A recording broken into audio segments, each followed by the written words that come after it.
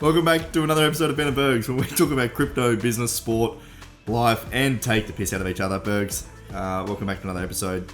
We're back zooming. In real life was nice, but we're back to the old ways, mate. Back to reality.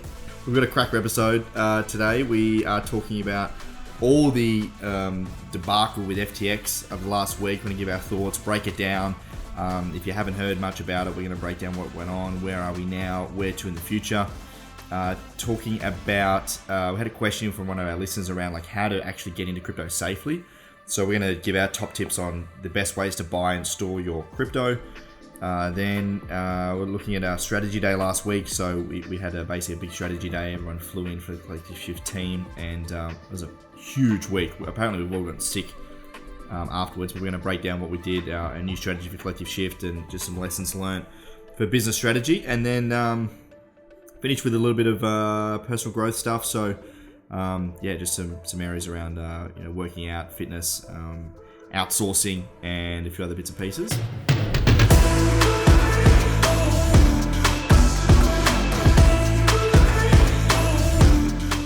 Bergs, FTX has probably been the biggest news piece I've ever seen in crypto, and I did a video on this yesterday that hasn't been posted as time of recording, but the word I use is embarrassed. Embarrassed to be in this industry and represent it with all the shit that went on with SBF and FTX.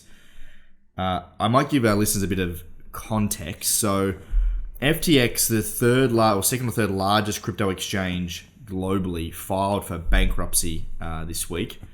Court filings are coming out showing that there has been significant fraudulent nature, alleged fraudulent alleged nature. Yep. The new CEO who's come in charge of FTX, who, by the way, Bergs, did the Enron bankruptcy, so had 40 years of legal. By the way, could you imagine this guy's job? Like, just he's the guy you go to when your company's fucked. Yeah. When things blow up, you call this guy. Yeah, he's the man. He would have seen it all. Enron, they still talk about it in business school. They still use it as a fraud example. And what did he say about FTX, mate?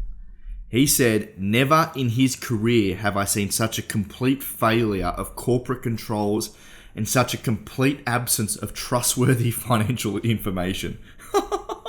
This is the new case study, mate. Enron's out. Enron's out. Old news, mate. FTX is the new case study. That's exactly it. 100%. So get this, it really highlights, get this, right? FTX had no in-house accountant or accounting division. Alameda Research, which is the holding company of FTX that SBF also owns and is the CEO of, gave SBF, the founder, a $2 billion loan and another $500 million loan to another employee. They used both customer and corporate funds to buy houses for their employees. And Sam Bankman-Fried didn't include customer liabilities in FTX's financial statements. So he didn't even have a line for the deposits of people in FTX on the platform. And the new CEO has basically said he does not believe it is appropriate for stakeholders or the court to rely on the audited financial statements as a reliable indication. Apparently, FTX had no idea how much cash they had or how many employees they had. They don't know how many people are working for them. They don't know how much money they have. No one's in charge. The last thing, Bergs, which they implemented, was on their trading side, they implemented God mode. So FTX allegedly coded into the platform that any trades that Alameda Research did could not be liquidated. Amazing. They could not lose. Amazing. What a shit show. How good. This is unbelievable, man. It is the news. It's been blowing up over Twitter. So many spaces. Everyone's talking about it. And it's just, mate, this was the company that was seen as kind of the go-to company, and they were acquiring all these other distressed crypto companies and bailing them out and helping them out. And behind the curtain, there was nothing. And let's just go through a few things. First of all, why would you have accounting when you could just have a bunch of engineers, mate? That's all you need. You don't need an accountant. You don't need to know what you've got or where it is. Or, you don't need to report to authorities that you're accountable to. Don't worry about the regulation, mate. You'll be fine.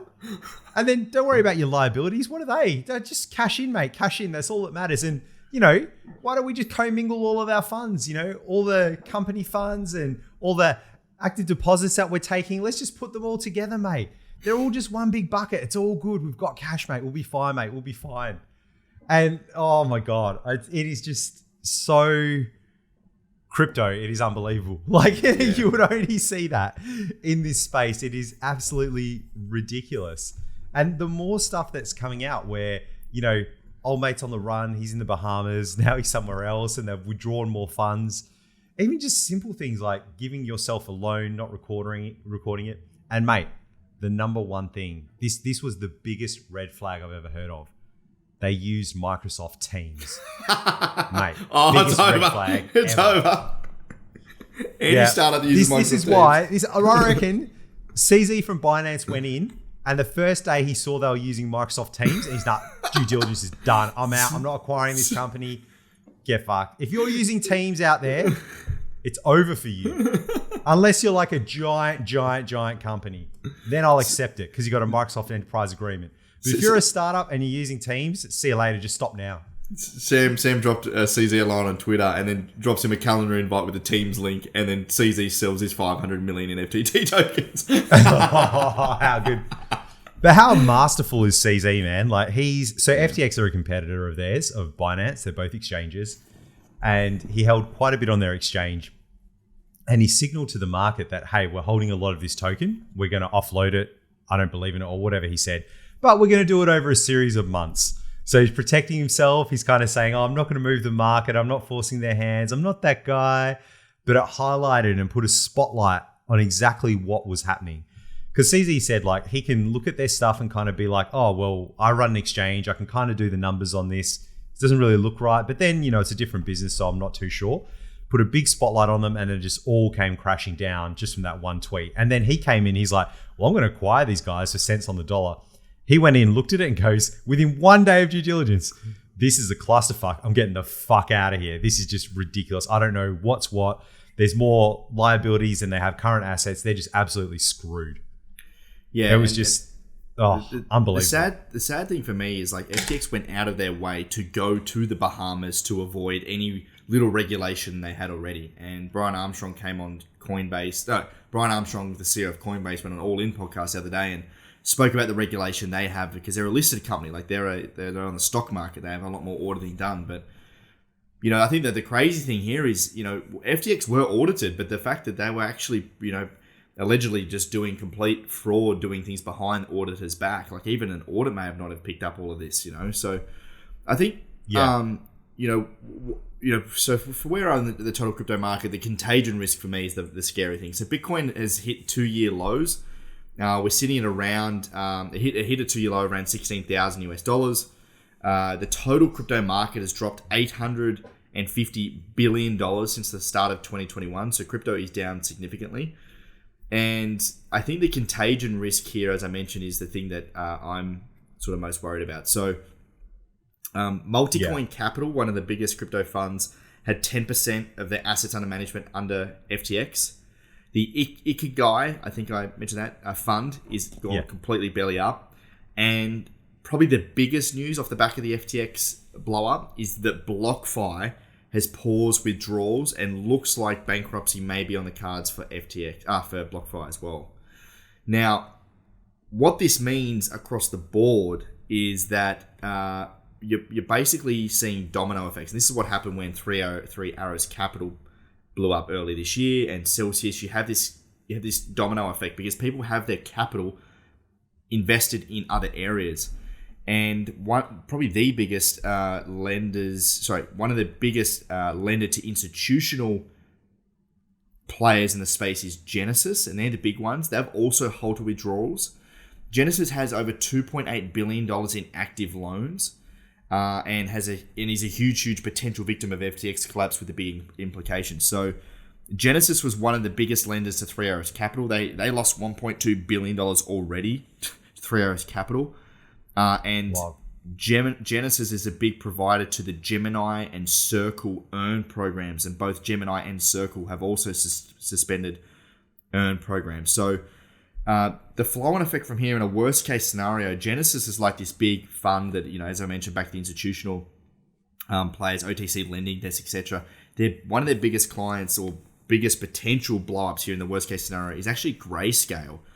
So Grayscale is another company that's affected. In the worst-case scenario, could potentially create a bit of a nuclear winter if Grayscale go under.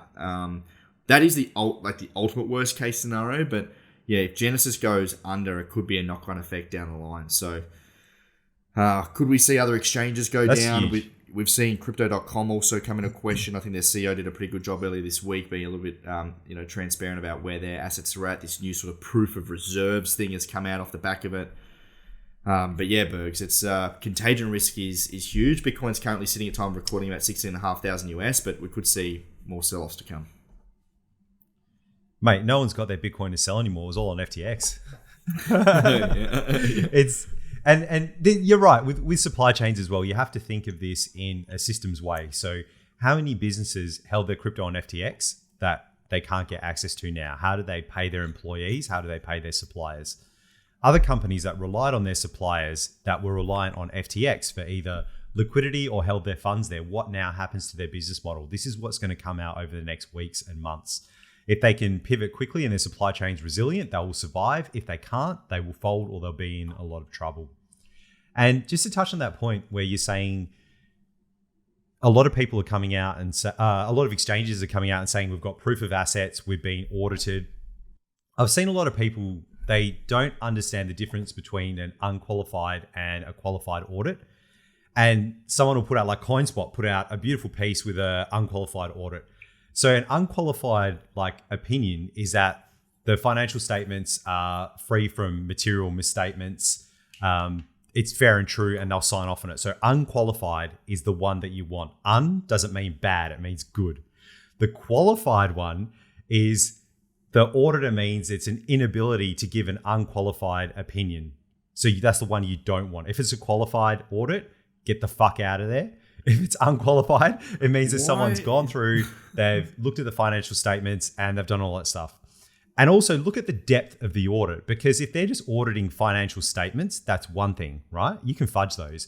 But are they actually going to the specific accounts and looking at those? Are they auditing internal processes? How deep did the audit actually go? And that will give you an indication of the health of the company. And I guess the fairness and compliance as well. Very important distinguishment there, because I've seen that in a couple of crypto groups and people are like, get your fucking funds off. It's unqualified. I'm like, no, that's good, lads. Like, steady on. Steady on. That makes no sense as an uneducated person. That usually means not good. But oh, mate, things never do, mate. They never do. So, but really, unqualified just means there's nothing there to put there. So it's like, here you go. So I think this is going to obviously have a pretty big regulation impact. 2022 has been the year of collapses. We had 3AC, Luna, Celsius, FTX, and then we've got SBF carrying on the last few months in Washington trying to make crypto policy. So, like you said, because you make a good point. There's a difference between just auditing financial statements and auditing proof of reserves, actually going in. Because that was the other thing, people have lost their Bitcoin on FTX. Well, from what I've read, FTX was just running a Ponzi scheme. People actually weren't buying Bitcoin. They were just putting money into the FTX platform, and it was just going into the SBF slush fund. So, people have lost capital here, but I don't think there's necessarily been Bitcoin loss per se because of, the fact that they actually weren't buying Bitcoin. They were just, sending money to SBF and it's just all blown up. So, yeah. There was, and in terms of how big it is, there was a graph of all the different crypto hacks and scams, and by far the biggest one, I think it was 10 or 20 times bigger than this, maybe even more, was Mt. Gox and the amount of Bitcoin in there compared to FTX. So it's huge in money terms, but in terms of actual Bitcoin lost, it's quite low. Yeah, so I don't think we're going to... And I think that's why we haven't seen a huge sell-off, right? We've only gone down... Yes, we're down at 2-year lows, but we're still only sitting at 6,500. I think where we could potentially go lower is the contagion risk, is the flow-on effects. If you're, who did I mention just before? Genesis goes under, or, Grayscale or BlockFi, and then we're getting forced selling to get cash. That's where I think we could hurt and go down further. And I think this is very difficult for people to hear, the thing that I'm going to say, but this is actually what needed to happen. And I'm very sorry to people that had their money on exchange and lost it at FTX. But if you look at principles of anti-fragility, especially in entrepreneurship or emerging markets like this is, heaps of people come in and the majority of them will fail. And the ways that they fail, well, first of all, they fail, they take all the risk and they end up with nothing. But then everyone else in the ecosystem learns from what has happened. They take those principles, they become more anti-fragile, more resilient, and they succeed. And if you think about this, if you look at any cafe strip that you go to in your local city, it'll be exactly like that. It'll be packed with 100 restaurants, and you'll have those ones that are institutions that have learnt the game that will stay. And you have people that will come in, that will try something that will fail. Someone will iterate on top, someone will learn, and then eventually something will come in and they will succeed. That's just the way that this area of business works.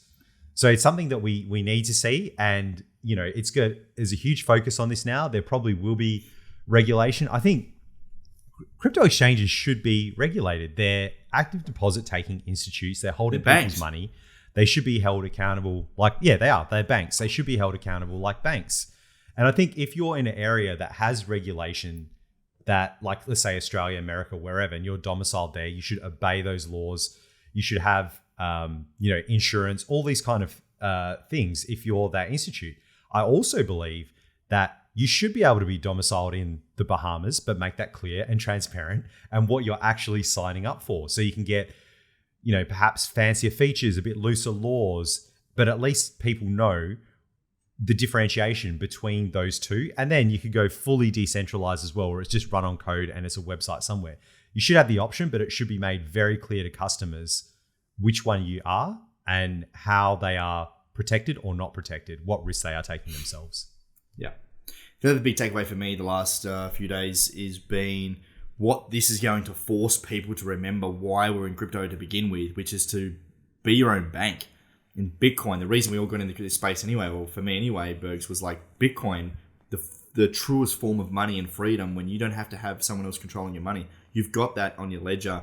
It's decentralized. No one can take it off you. You are, the money is yours, truly yours, and no one can take that off you. And I think this space is now going to force people to remember what self-custody is and how to do that. And I think the hardware is still really shit and difficult to use, but it's going to force people to learn how to do it. We've seen cold wallet sales hit, I think, nearly all-time highs, or they've certainly gone up to record highs the last few days. Ledger, there you go. Last week saw Ledger's highest sales week in history.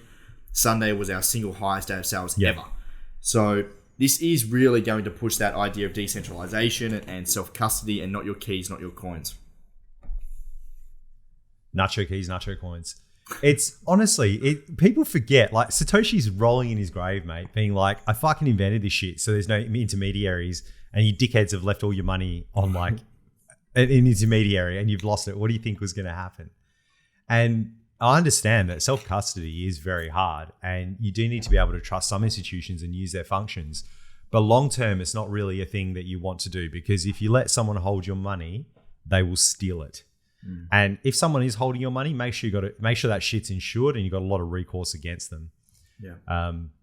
With FTX, I don't see many customers getting any money back at all. And God knows the hierarchy of their creditors, who has to get paid back first. Even if they'll get paid back, if there's jurisdiction there, what will actually happen?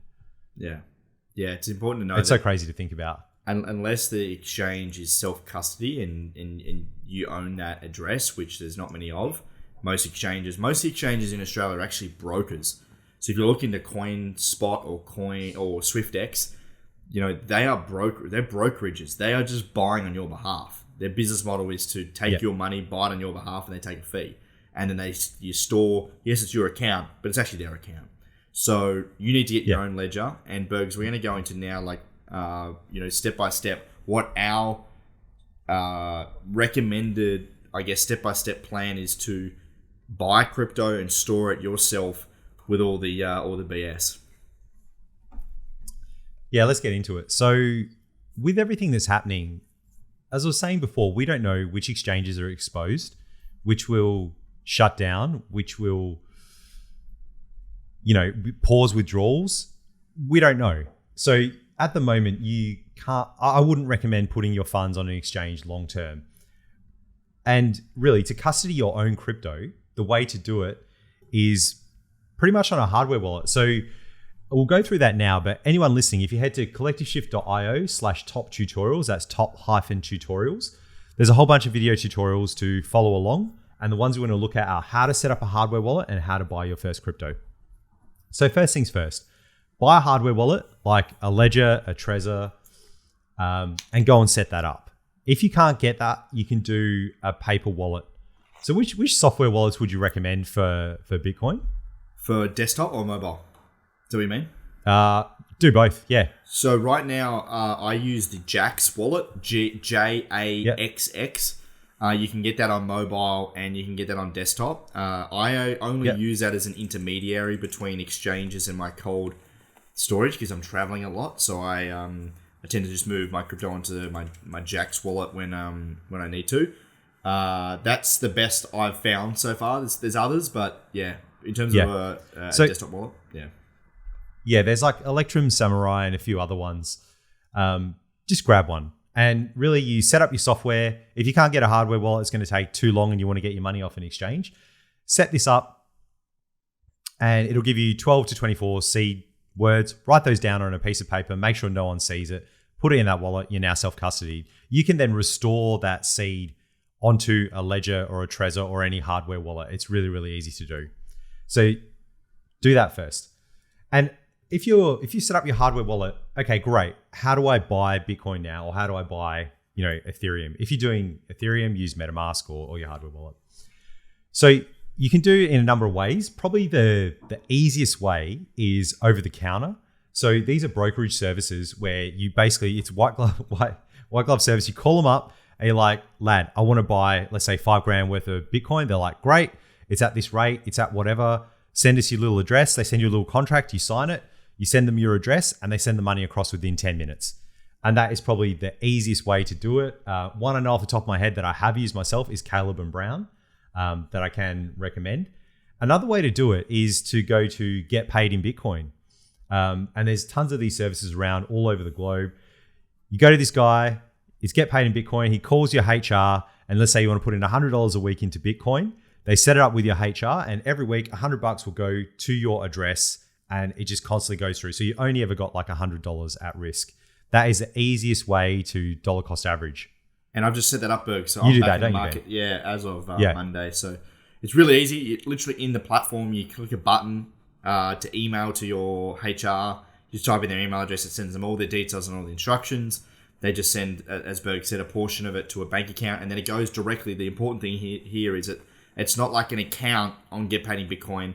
It's your Bitcoin address. You have to give them your Bitcoin address, which it sends Bitcoin to directly. So that's a really easy way of, dollar cost averaging into the market as well.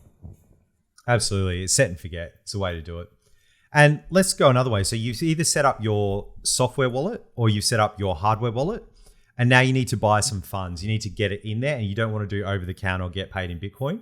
You can use an exchange. Exchanges are still okay to use for short periods of time. The risk is when you have it on there for a month, a year, 2 years, the risk increases exponentially because you're betting that that company will survive and doesn't have any exposure risk and is doing the right thing and is compliant. So out of all the exchanges, I would recommend Coinbase to go to because they are a listed company. They've been around since forever and they're very highly regulated.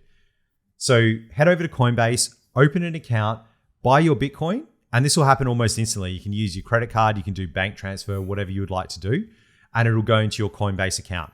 As soon as you've got it in your Coinbase account, you can then just send it to your hardware wallet.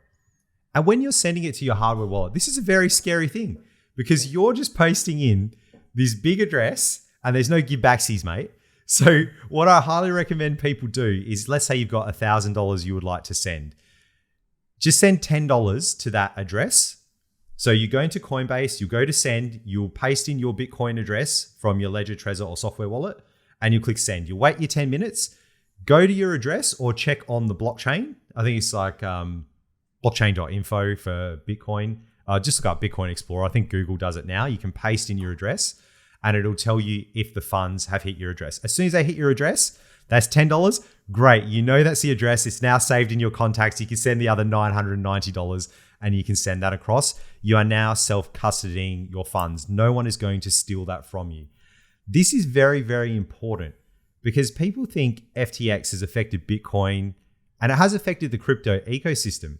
But the way Bitcoin is supposed to function is self-custody, and everyone that's self-custodying, they're just getting on with their lives. FTX does not affect them at all. They're just chilling. They've taken on that risk. They haven't outsourced it to a third party. They're like, great, Bitcoin's doing exactly what it's supposed to do. So if you want to get in the game, I highly recommend self-custody. Do it with a small amount. Try it out. Follow our tutorials. And just it's screen by screen. Follow along the little video. And you'll see how easy this stuff is to do and store yourself. And you will sleep a lot better at night than having it on an exchange, wondering about that risk. Yeah, and to go a bit deeper on the self-custody. So after you've bought your ledger, you can head over to Collective Shift again, and if you go to the top, you go to resources and go to storage.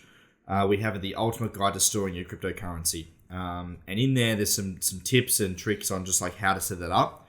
But it's important to, when you're setting it up, to just be careful when you're doing it. Follow the instructions. You're going to basically get this thing called a seed phrase, which is your password to your ledger.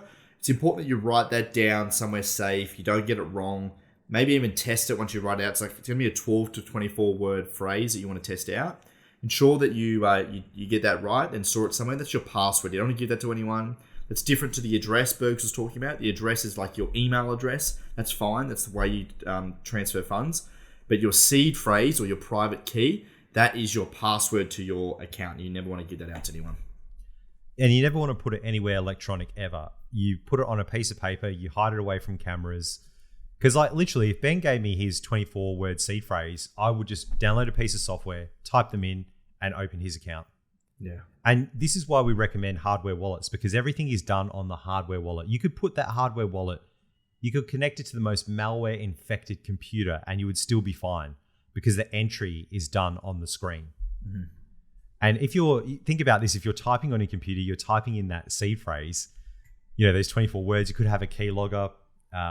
It's challenging. And this is the other side of it, right? Where we're saying self-custody is great, but then you take on the risk of securing those funds yourself. Mm-hmm. You can't outsource that risk or transfer that risk to somewhere else. You are responsible, you and you alone.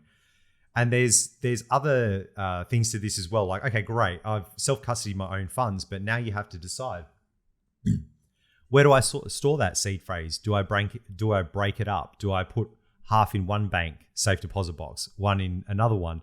Do I have a safe at my house? Do I put it somewhere else? These are the things that you need to decide. And it's all in our security center. It goes through all of that. But once you've set it up, it's easy going. You're off the races. Okay, I think that's it, mate. Highly recommend it. So wrap that up. Head over to Collective Shift.io. Head to our security center. Head to resources. We have everything you need there, step by step. Videos, tutorials, everything you need to get started. And one thing you just touched on there, Ben, was hang on, mate. When you've typed in your seed phrase, so if you do have a hardware wallet, they do have a function where you can enter your seed phrase again to see if you've actually written it down correctly. And you do that on your hardware wallet. Highly recommend doing that, because if you've written it down incorrectly and something happens to that hardware device and you go to restore it, you may not have access to those funds. Yeah. So definitely give that a go, and it just gives you that extra little bit of security and assurance that you've written it down correctly. Yeah, 100%. All right, lad, let's move on. Last week was a huge week, so we flew all the team, the Collective Shift team, in person in Melbourne for the first time ever. We all got to meet each other, and it was an epic week. It was a bit rocky. Bergs barely slept. Everyone was sick. We sort of got through it, but it was a good. It was okay. So it was rough. So I fly in on the Sunday night with Big T, and we get to the hotel, and it's a bear market hotel. Let's just put it that way. We bought it during the bear market. Actually, it wasn't too bad, to be honest. But the challenge was because I get there, I'm amped. I'm like, yeah, let's go. Man, the room was like a bit dusty. It was super warm, and I don't know why, but every time someone went to the toilet in the whole hotel, like I could hear the water like going down through like the bathroom. There was some homeless guy screaming on the street, like just nonsense all night long. It just even Melbourne, like Big T said he could sleep through it. For Melbourne listeners, we're in Chapel Street, so everyone's gonna know we're Chapel Street. The homeless crew down there. Even Big T said he could sleep anywhere. He's just out. He's like, I had trouble sleeping.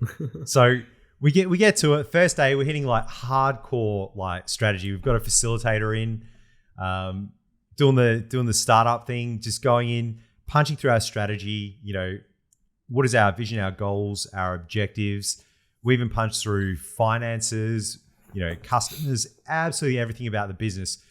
Who are we? What do we do? Where do we compete? Doing look backs on like the last 6 months. What was successful? What do we need to bring to the table? It was just absolutely epic. We had a team day as well, team building day, which is great. We went out for, first of all, okay, Ben. Oh, here we fucking go. Ben. Every day, it's like, fuck, you get there, you have like breakfast at 8 o'clock. You go from like 9 till 5, just like hardcore strategy, you burnt out, quickly go back to the hotel, go out for drinks, go out for dinner, and then go out to drinks till like midnight. And then you're like, fuck, do it all again the next day. Mate, we're not all 24 for fuck's sakes, mate. Like seriously, like you wait, you got another 15 years on your body, you'll be broken. I'll take you out and we'll see how you dance, son. God damn. Mate. But it was a big week.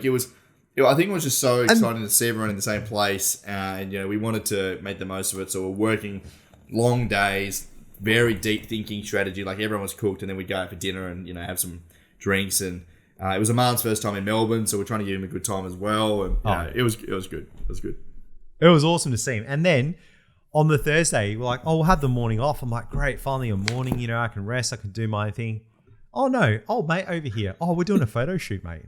We booked it in. Hour and a half photo shoot. I'm thinking, what the fuck? So we get to do this photo shoot. We have breakfast out the front of the hotel. And then I just start sneezing, mate. And then like Leon's eye just starts going red and twitching, mate. And Ben starts getting red all over his face. So there was this storm in Melbourne, and man, it blew up all this. You could see the pollen coming down the street and going into your eyes. And like all the dust and everything. We're standing there waiting for the Uber, and I'm like coughing up a fucking lung. I have to give these guys antihistamines. They're not even bloody big hay fever blokes. Mate, it was brutal. And then we go for this photo shoot.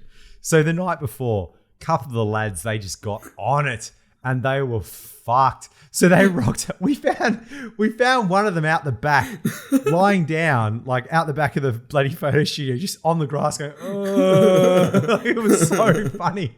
And one of them rocks up late, and he's like, oh, I don't feel so good. Gets his headshot, goes for a chunder, and meets us out the front.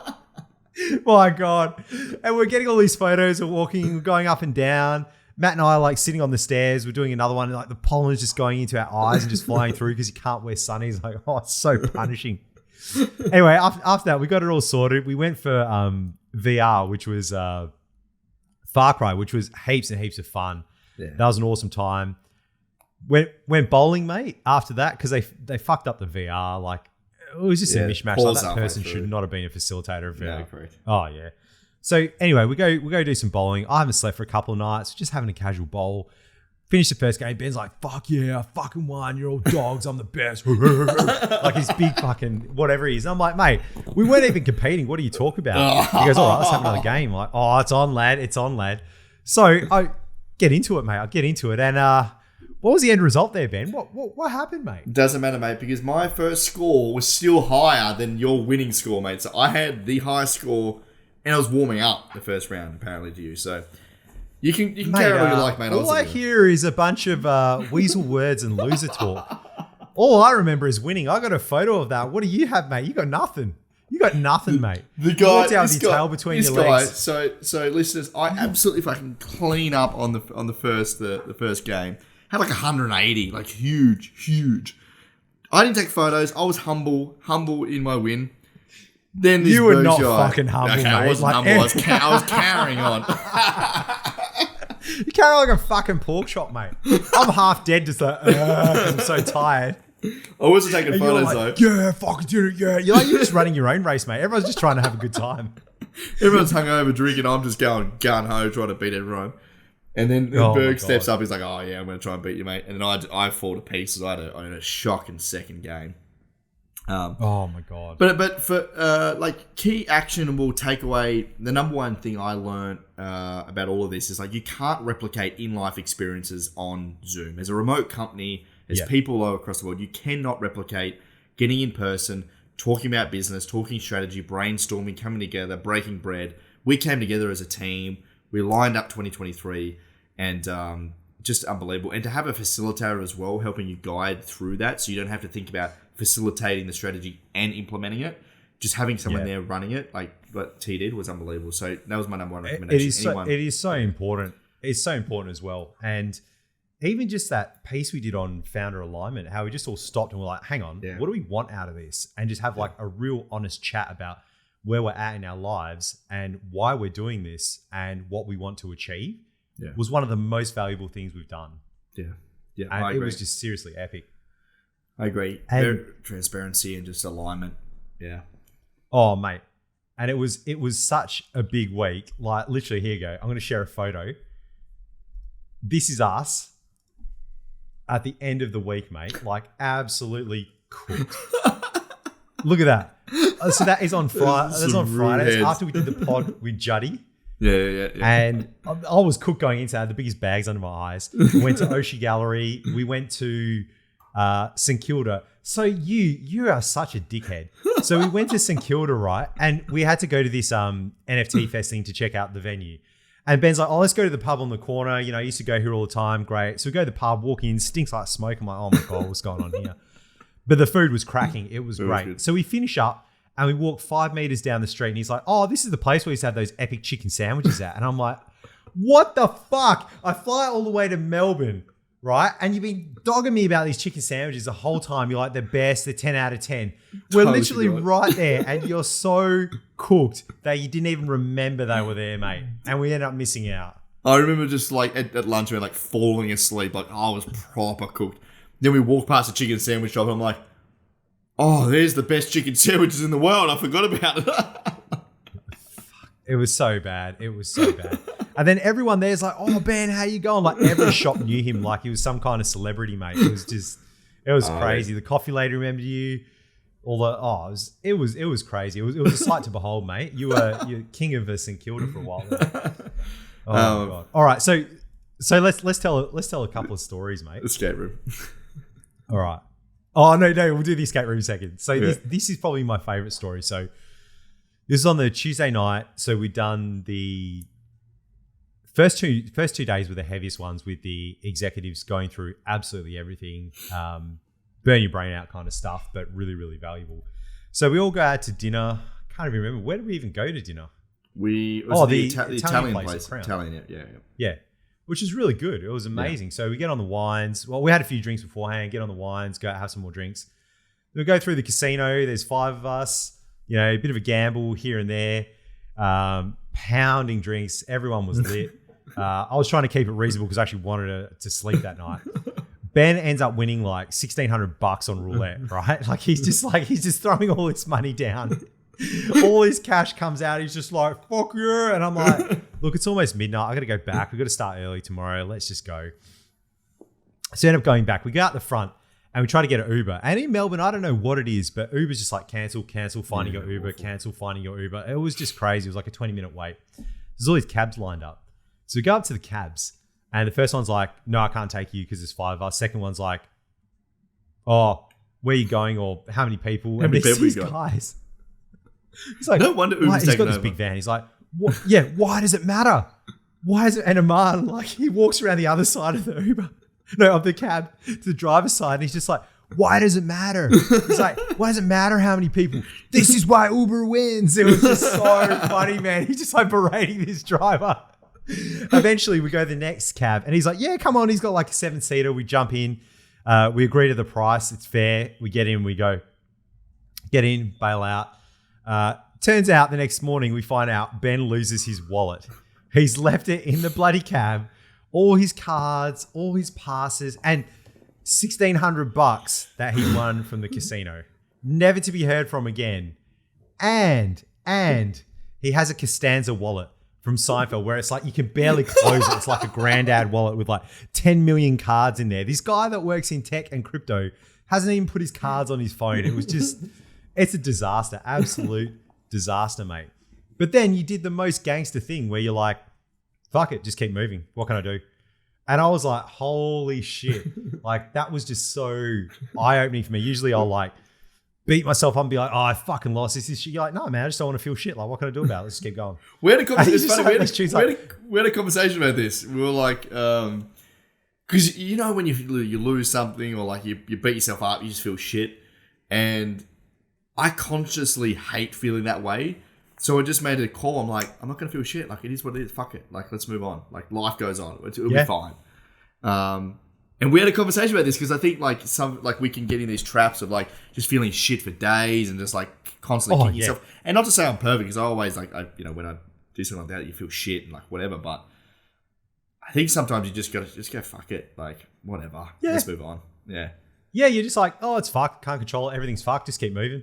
Yeah. And I was like, holy shit, like what a way to be. And then it turns out like a couple of days later, I end up losing my sunglasses, which were expensive. And I'm like, I lost them. And you should be like, oh, fuck. I kind of knew where they were and I could have gone back for them. It would have been like, hours and whatever. But yeah. And then I was just like, you know what? Fuck it. I lost them. I'm on holidays. I don't have sunnies. Who cares? It's a thing that happens. I've had them for a while. It's just an opportunity to buy some new ones. And it was honestly like a switch. And I didn't feel shit. And I was like, mate, this is amazing. What a way to live. It's just, I love it was the so saying. Good. So thank you for that, man. No, I appreciate it. No, all good. I love the saying, it is what it is. It is just like the most, it is what it is. Whatever. And that's the thing. But I always forget in the moment where I don't use the mental models of, does this really matter? Can I control it? And will it matter in 5 years? And the answer to all of those was no. I'm like, so why am I placing so much importance on it and going to feel shit on this trip? And then I just felt great afterwards. It was amazing. I think, even comparing that to like other shit that's going on in life or stuff you've dealt with in the past, and you go, sunnies versus like all this other stuff I've dealt with, like, it just doesn't matter. Like, it doesn't fucking matter. Oh, that's exactly it. Like the hard shit in your life. Like, why am I placing the same importance on it? And it's because it's, recent, it's urgent. All that stuff. And it's something you have to deal with, but it's nothing compared to the big things you've dealt with in your life. Yet that's the big thing we have to deal with now. And we place that same, urgency, importance, stress around it. It's just ridiculous. Yeah. It is the silliest thing to do. So, mate, top tip. I'm going to use it all the time, mate. Cool, man. So good. All right. So let's go back to the cab. We just came back. We got out of the cab and we're going up to our rooms. We're all staying at the same hotel. And I've been complaining about my room. And these guys are like, nah, man, we're fucking going to your room. We're going to go see what it's like. So I take all these guys up to my room. And they're like, it's not even dusty, bro. You're a fucking princess. And they're like, oh. But... And then all of a sudden, we just turn around and Aman's there. And he's like, it's so fucking hot, dude. Oh, fuck. It's just like, he's like dying. And then everyone else is like, oh, it is pretty hot in here. And Aman's like, he's walked out onto the balcony and he's like, it's too hot. He can't handle being hot at all, right? Like, he lives in fucking San Diego. And I'm like, what the fuck? And he's like, I'm sweating, bro. And he walks out to the balcony and he's like, you're on level 2, bro. This is the fucking murder level. You're going to fucking die. And then he comes back in and he goes to the fucking freezer. He just gets ice out, sticks it in this mug, fills it with water and stuff, like gushing it down his face. He scooped all the ice out of the freezer. He's walking around with a coffee mug, drinking ice. Just while this is going on, T and DB, they're looking at my little... So this is so ghetto. It's like aircon and it's just got a little like fan and a plus minus button and none of that shit works. And they're trying to like get it off the wall and they're like, oh, we can't get it off. And T looks up and there's like 50 like circuit breakers in my room. And he's just like, oh, I got it. And he just flicks all of them off, right? Half the fucking building goes dead. Yeah. I'm like, what the fuck? It's pitch black. And Aman's like, you're not even supposed to have those in your room, bro. What the fuck? And then T's like going up. He can't even fucking put them back on. We're all standing in the dark going, what the fuck?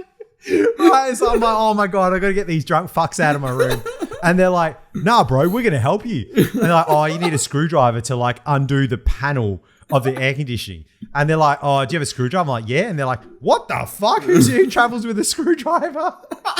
And I was like, I always carry around like a little leather man. It's like a little multi-tool thing in case you need it. Give it to them. They unscrew this little air conditioning panel, pop it off, and then they start just going ham on it. And I'm like, oh my, you could imagine this group of drunk guys just absolutely going ham at this like electronic thing. And I'm like, oh my God, this is going to end so badly. It's going to go up to like 40 degrees. I'm going to have to try and sleep here tonight. Meanwhile, these guys are trying to fix it.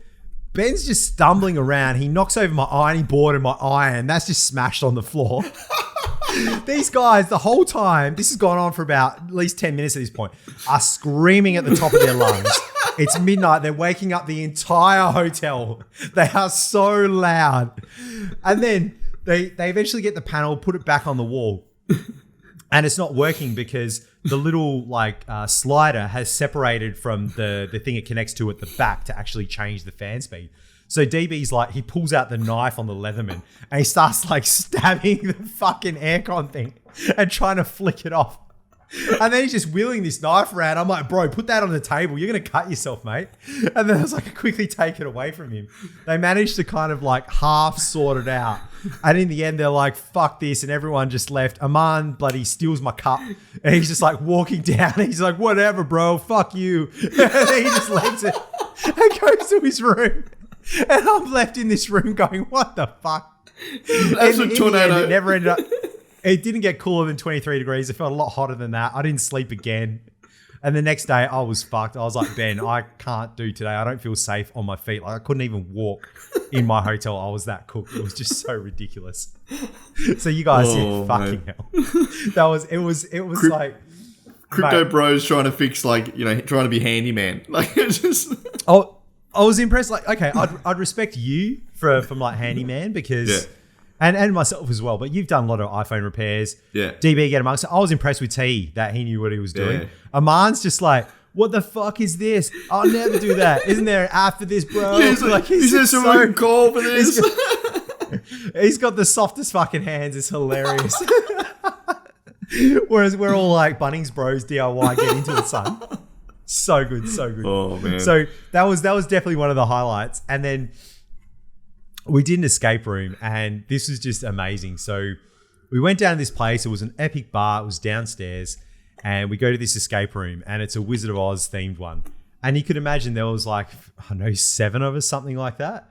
All these blokes trying to explain to each other, like there's a clue. How do we do this? How do we do that? Everyone's running off on tangents. Anyway, there's this one place and it's the Scarecrow from the Wizard of Oz. And he's got this basket and it's filled with different vegetables and it says, I need brains or something like that. On the floor, there's like, it looks like a, basement door that you open or like a shelter door, like a cyclone shelter door. These guys eventually, we go through, we do the clues, you find the keys and we go there and Tim and I come across it after it's been opened and it's basically Sudoku with vegetables.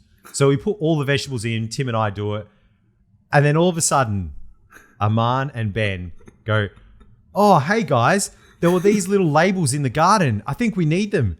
And Tim and I just look at them like, what the fuck? Like these guys, they just open it and go, oh, we fucking need these, just take them out. I'm like, what the fuck? Now we don't know where they go.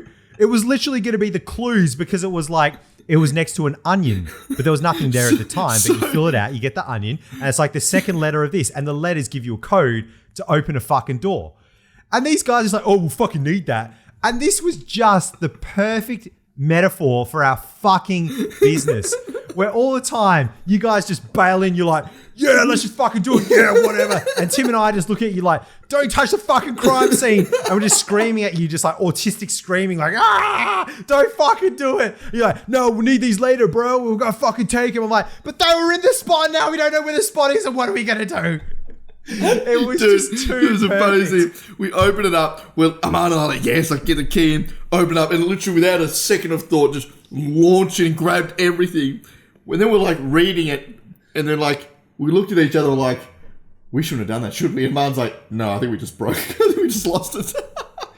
You guys are so fucked. Like seriously. this is the shit I have to deal with all the time.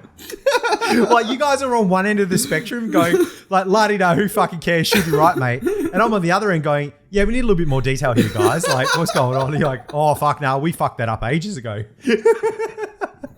So we had to call the lady, and she's just like, you fucking idiots. And she put it back in like a couple of spots, and then we ended up continuing. And mate, we did well. We got out of the escape room. With about 10 seconds to spare, we killed it, man. The hardest escape room in Victoria. So, and it was our first escape room as well. So, collective shift, boys. Smart AF. Well played. Cool. So, I just wanted to touch on briefly. We did a value session last week. It was like a real like self-awareness thing. So we went through and we had this big piece of paper. And we filled out like what's our superpowers, and then also what's our kryptonite. Sorry. And that was a really interesting exercise to like sit with your coworkers, even your family and friends, and sit down and like help each other figure out what their superpowers were. So mine was around like being able to, bulldoze through anything, just make it happen. Doesn't really like, without, thinking any challenges too big. I'm the connector, helping people to come together and just like, relationships and those sort of things. And then my weakness was like, not very detail oriented, lack of communication, just taking on too much, doing things without really thinking about it. Poor organizational skills. Poor organizational skills, late. I've got a few kryptonites. But doing that in a team and then being able to like help each other figure out what those things are. And then we did this exercise of like how we can help each other around their kryptonites. Like what are the things that we can do to help each other around the things we're not good at. And that whole self-awareness exercise was so good. And even just understanding what other people's challenges were and things that they enjoyed and weren't good at was really good. Because people are different, right? We communicate differently. Like Bergs, you're the opposite side of the spectrum. Like you're very detail oriented, you're risk adverse. You plan things out. You're very structured. I'm the opposite, just like all over the shop, crazy, very like lack of details, late. and they both have their pros and cons, right? But coming together and being able to work together and knowing what those are is a very, very valuable thing. Absolutely, and that's the thing. The whole day was building kick-ass teams and building high-performing teams. And if you get to know your co-workers better, where they're strong, where they're potentially weak, where you can help them, it just helps you to understand them as humans and how they function. You understand them at a deeper level, and you'll be able to communicate with them more effectively, and you'll be able to work more efficiently together as well. It's just it's awesome, man. So good. So the other thing I wanted to touch on was off the back of that week, we both got sick. And we've spoken about this on the pod before, this idea of like, rather than, if there was a feeling of like feeling 10 out of 10 or 0 out of 10, I tend to either be like an 8 or a 2. There's nothing in between. Yeah. And I tend to go into these slumps of just 2. So what happened was we sort of got sick, early this week. And then I just went into this slump and still kind of coming out of it where I was like, I felt shit. I wasn't working out. I started eating shit. I wasn't sleeping good. I was using social media all the time. Like, I just went into this craving of like cheap dopamine to just escape and just felt shit. And there's this interesting thing of it's really hard. I found it to get out of that 2 out of 10 mindset to try and get some small wins and come back. It's like all or nothing for me. And I really, really tried. So like once I started getting better, I forced myself to go to the gym on Wednesday, I think it was, just get a little win, and then I started reading again, just a little win, and then getting back to the social media after lunchtime thing, and just getting some small wins. I found that was a good way to do it, because when you're in those form slumps or when you're not feeling that great, to think about where you need to get to where you were before is a big jump. So just trying to get some small wins and building back up, I think, one strategy I had to getting back to where I wanted to be. Oh, definitely, I agree with that as well. Where I don't do it in numbers. It's like I'm either a god or a piece of shit. Yeah. Like they're the two extremes that I have. True, right? true. Yeah. And you're absolutely right. Like I haven't worked out like lift weights for probably 2 weeks now. Last week because I was in Melbourne, and then I've been in Crook this week. Yeah. And there's no way I could have worked out this week because I was just too sick. But doing very small wins and things for yourself. So for me, it was meditating for 5 minutes, and that was amazing. Or something that was bothering me, like cleaning the dishes around the sink, putting those in, and washing my sheets. Like that was it.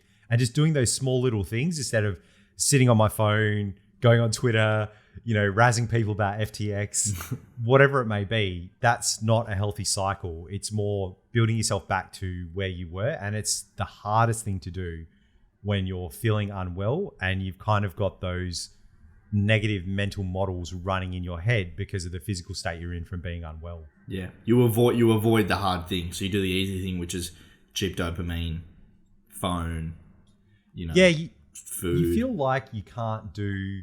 Yeah, exactly. You feel like you can't do the hard thing. And because you're sick, your body's craving calories, so you order shit food. And then you sit down and watch TV and you're like, try and justify it to yourself, like, oh, well, I'm sick, I'll just do this. But it's actually making you sicker. It's prolonging your recovery.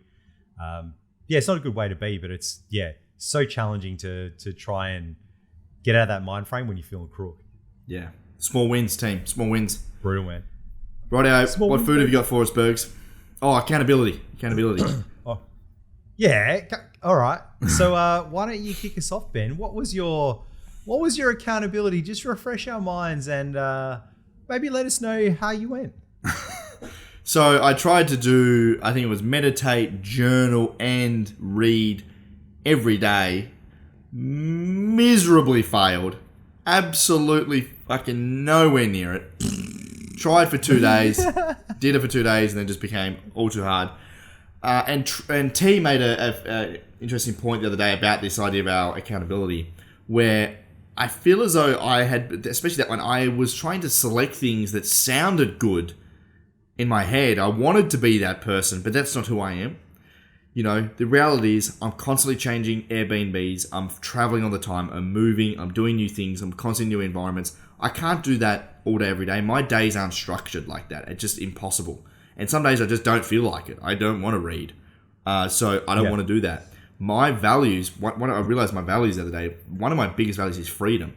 Doing what I want when I want. And to do things that I don't want to do goes against one of my values, which is what I was trying to be accountable for. So it was a clash of trying to be accountable for something I genuinely, like, is not my value, like, is not who I want to be. So I want to switch my accountability, Bergs, to bigger things. Currently I had a bigger accountability thing around, like, the fundraise, the seed round. So right now, like, for me, it's trying to finish that by the end of this year and being accountable to keep grinding, because reality is it's tough, it's shit, I don't like doing it, but I'm just grinding away. So for me, it's like closing that by the end of the year is the biggest sort of thing I want to be accountable for. And the other one is, like, that I'm building up, that I want to maintain consistencies around content creation. So I've really tripled down on content creation. It's a big pillar of my strategic focus for next year. So doubling down on my LinkedIn, my Twitter, our podcast. I've got trying to do a new YouTube video a week. I do 3 podcasts a week with Nova. We've got Ben and Bergs as well. So there's a lot of content that I'm doing and wanting to increase. So that's what I want to... Consistency is the problem for me. I'll do something for a couple of weeks and then I'll just stop doing it. So I really want to maintain consistency on that front. That's good. So what I heard of that was you failed and there's now $2,000 in the kitty for Ben and Bergs. Bergs' eyes were glazed that whole time. Yeah, it's pretty painful. But no, I'm fucking around. You're right though, because both T and Juddy as well said this. So T was like, you focus on longer term, bigger, more important things. And even Juddy during the interview was saying people generally have this idea of who they think they want to be, not who they necessarily are. And they have this great idea and they'll go into a job or they'll try a new thing. And Ben, you're not the guy that's going to sit there every morning and read a book and meditate and fucking fuck knows what. You're not that guy. No. You're the guy that has this big fucking shiny thing, this crazy goal, this big, hairy, audacious goal that he wants to go after and will do whatever it takes to achieve that goal. Yeah. Doing those couple of things isn't going to matter. Yeah. So totally I think, that's a great point. What we're going to do is this week we'll do a lot of self-awareness and work out what we really want to achieve. And we'll set a longer term time frame and we'll come back next week with those specific goals and we'll be accountable for those and we'll check in each week. Perfect. And just to tie things off, mine was to, and I gave myself a 10% chance of doing this, was to call my surgeon and book in surgery to get my deviated septum fixed. And I fucking did it, mate. Hey! I absolutely did. So now I have a surgery date. It's locked in. Gonna get it done. And I'm not looking forward to it, but I did the thing, mate. Like, I'm thankful to this pod. Otherwise, I'll probably put it up for another 5 years, mate. Mate, congrats. So, mate. Oh, it's gonna be annoying and painful. When's that? When's the surgery? Get it done. Live a better life. Well, the earliest date was early January. Okay. Yep. Yeah. It's funny actually. I'm actually going. Which is awesome. I'm going to see the surgeon too in 4th of Jan. Is it about your ears? Face. Whack. There was no pause to there. get some calf implants. Calf implants. Come on. Says you, mate. We are both fucking. We got tech pods, mate. Absolute tech pods. Yeah. This is skinny legs, yeah. What are you getting done, lad? No, I've got a hernia, mate. I've got to go potentially take it out. I've had one side taken out it's a few years ago back now, and now I've got it fucking on the other side, so I need to go in and so it's not like bad, but could be bad, so I need to go. I've been putting it off for ages. Is that just from like lifting heavy, just carrying the team, mate? Just carrying the team, working all day, every day, just like working too hard, mate. Put up with your shit. I actually only got it after you joined, so that's like I'm actually blaming you. Oh, you know why? It's because when I joined, you saw how hard people could actually work and what they could achieve, and you thought, "Oh shit, I can't relax anymore." Okay, so fuck this guy's showing me up. I've been doing fuck all for a year. So I better pull my finger out and actually start working. Just for context, Berg's on holiday right now. It's just for context. So, listen to everything you say in a grain of salt, because this guy, he takes more holidays than he works. Just. All right, listen here, motherfucker. So this is like the first week of leave I've had forever, and I took this week off as fucking carers leave, you piece of shit, because my wife was away. I was crook as a fucking dog, and I still got to wake up every fucking morning, get the little one ready, make the fucking sandwiches, do the little berries, do the fucking crunch and sip, get myself ready, take her to school. After she comes back, feed her up, take her to all these activities when I'm fucking crook as, and you're just like, oh, no, man, I'm sick. I'm just going to take 2 days off and cancel everything. You're a fucking prick, mate. You're a prick. See, Ben never takes holidays, but he'll just cancel like 2 or 3 days and just go, nah, and just do whatever he wants. The perks of being a fucking CEO, mate. I was literally lying in bed working while I was crook, mate. So you just see he's up there, Tiger. Oh, mate. He sends me this voice message on Friday. And he's like, oh, man, I fucking talked to my PA. I did this email. I caught up with Dave. Oh, mate, I'm fucking human optimization. I'm the best there is. Fuck yeah, mate. What a week. And I'm like, what the fuck? This is just normal shit, lad. Like, seriously, you're a CEO. This is just normal stuff. You want a fucking participation trophy? What is this shit? If you lock down a massive deal or an investor or something, sure, come at me. But you're like, oh man, I want the praise just for being normal, just for being average. Oh my god, this guy here, mate. You fucking never worked in. Oh mate, nah, not having it. I'm not having it. Mate, I crushed this week. There's no one else working. Tim's sick. Aman's away. You're away, and I've just carried the whole week through, mate. And I've wrapped. It took me 7 minutes to give you a detailed. It wasn't even detailed. I just like lightly touched some things we did this week, and you fucking you literally labelled out every single thing that you did. I reckon you just had your calendar. No, I did, mate. That was like 10%. That was like 10% of what I did in one day, mate. And this guy's just carrying on. Right, enough shit talking. I'm sick of trying to explain to you how hard I work. Mate, if you have to explain that hard, you're just not doing it right. That's why I've got a hernia, mate. We're going to go to surgery. Actions, not words, lad. We're going to surgery. If that's not a... Okay, this is how hard Ben works, okay? We had Ben and Berg's planned for Thursday. So I'm crook as. I've got everything done. I've written up like the fucking what we're going to talk about because Ben never prepares. I've managed to actually shave and look half decent. And I get ready in the morning and Ben's just like, I can't find my WeWork card. And And I'm like, what the fuck? And then like eventually gets into the WeWork. He goes, oh, no, mate, I can't do it around here. Oh, look. And I'm just too stressed. It's just going to be fucked. Let's just do it another time, mate. And I'm like, fucking hell, You mate. betray me. There is so much context missing here. All you've said there is you do everything and I lost my WeWork card, so we've cancelled it. That's what... Are you good at preparation, Ben? You're like the media. You're no better than a journalist. You take 1% of a story and don't... All right. Honestly, the only reason I give Ben a lot of shit is because he works very hard, and he is genuinely the hardest working in the company. To the point where you were saying you're going to take some leave to go to South America next year, and you had an offer of a talk, and you're going to fly back to Australia, do the talk, and then fly back to South America. Like, there is not a thing that this guy will not do for the company. And he was crook as a dog, even flew out to Queensland on Monday. So even though I give you a lot of shit, it's only because you work very, very, very hard, man. And it's just fun for me as well. I don't tell you for praise. I tell you because there's no one else to talk to. Not in a bad way. To hear your shit, mate. That's what I mean. You're the only one that'll listen.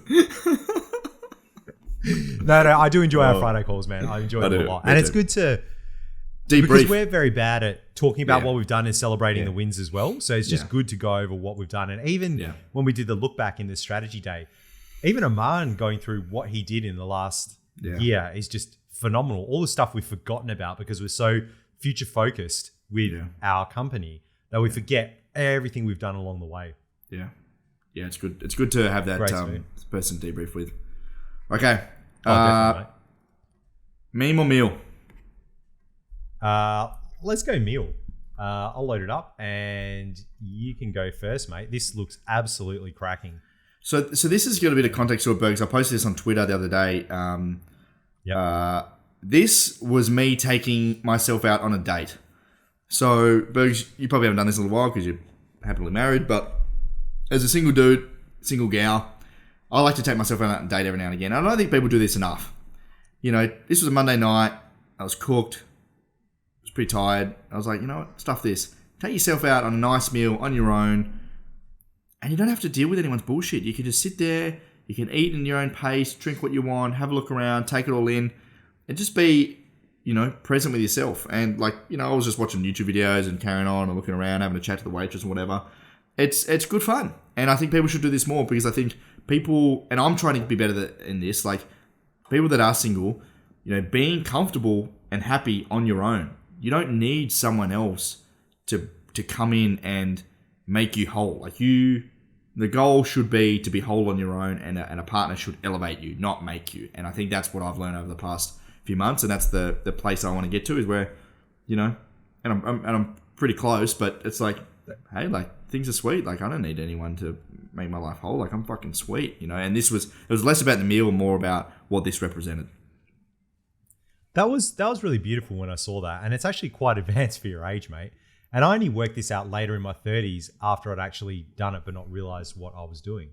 And so for you, being kind to yourself and doing things like this is just amazing. Like you need to do it, especially as a founder, a person that travels around a lot.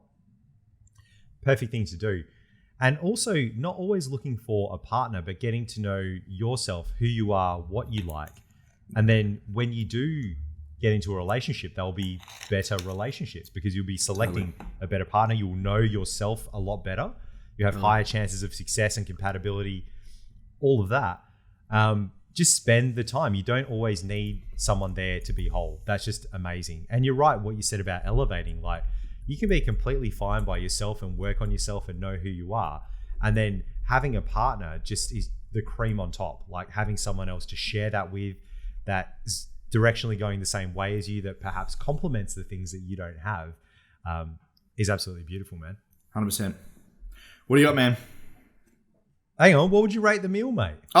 The steak was cracker, a little bit undercooked. I asked for medium. It was a little bit more medium rare, but it was banging, mate. It was banging. A few greens, chips were great. It's a good like 8.6 out of 10.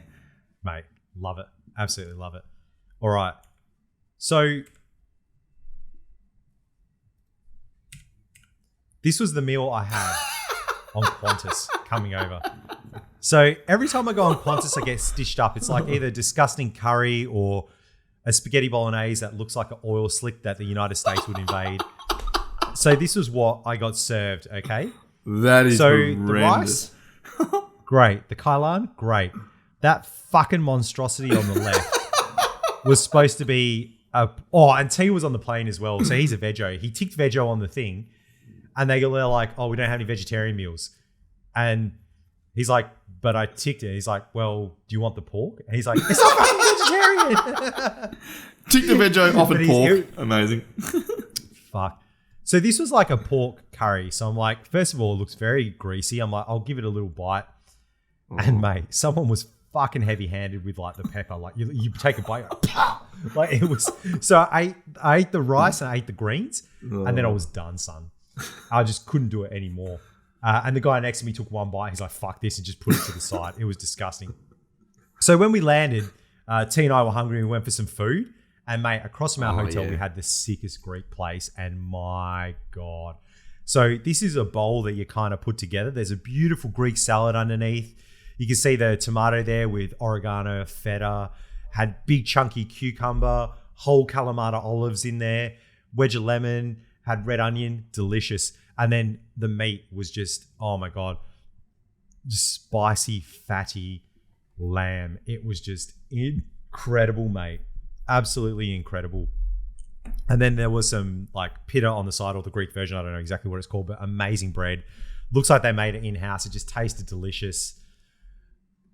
Mate, I've got to give this a 10 out of 10. Wow, there we go. I cannot Looks good. floor this. T gave his, he ate the I can't believe it's not chicken version, and he gave it a 5 out of 5. Like, and he is a harsh mistress. Like, he would just torch anyone. He's like, 1 fucking star, half a fucking star. Like, he hated it. And mate, this was incredible. It was so delicious. I would happily eat this anytime, to the point where I've started making this kind of food at home. It was cracking, mate. Absolutely loved it. Epic, man. Meme of the week. Mate. How spicy? What do you got for us? How spicy?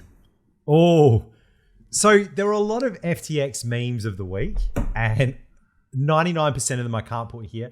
I got a few memes. So the first 2 aren't FTX, but I'm going to put them on here anyway, just because they're amazing. All right. So this one had me in absolutely stitches. Have you seen Terminator 2? Yes. Do you know what happens next? Oh, no, I can't quite remember. Okay, so this is Sarah Connor, and she's overlooking the playground. She's got her fingers in the fence, and it says, "Not a cell phone in sight, just people living in the moment." And this is hilarious because about 3 seconds from now, Skynet launches a nuke, and then everyone just gets nuked. And there's this big white light, and everyone gets wiped off the face of the planet. So this one absolutely cracked me up. So I love this one. All right. Ben, this has a slight bit of spice. This is a photo. It looks like of somewhere in France, of a lovely oval shape leading up to a big cathedral. And the caption is, apparently some men can't find the cathedral.